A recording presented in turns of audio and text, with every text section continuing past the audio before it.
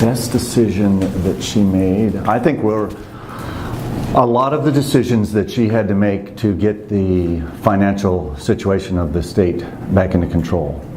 I think those collectively have to be looked at as her best decision. When I left the state senate in 07, we had a balanced budget, $9.5 billion coming in, $9.5 billion going out. We had $1.1 billion in the rainy day fund.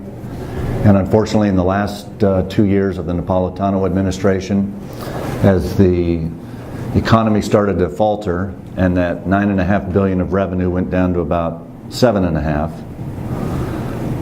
her administration took the spending from 9.5 to over 11.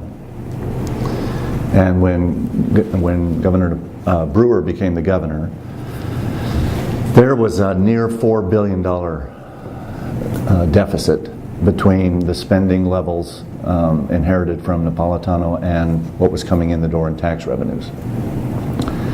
And I think, by far, I think Governor Brewer has had to deal with the worst financial crisis that the state was ever in. And in large measure, she has done a very good job to get things back into almost balance.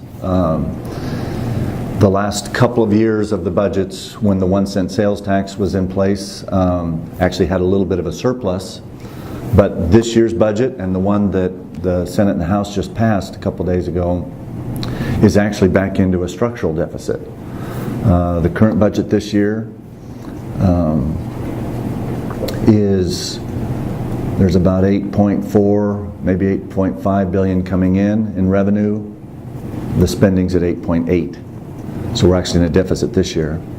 Next year they anticipate the revenue to go to 8.8 or 8.9, but the spending levels that she requested were 9.3 billion, and the spending just approved by the House and the Senate was 9.25. So we're maybe it's ironic that that's what I think is most lacking in the decisions that she's made, is we got the budget back into balance only during the time that we had a temporary tax increase on the books, but we haven't closed the structural deficit.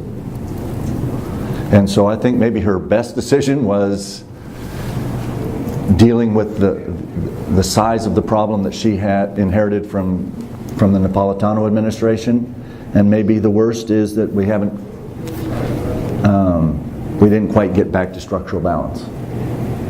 So during this year and next year, we will eat up almost $400 million a year of the surplus that was built up in the previous couple of years.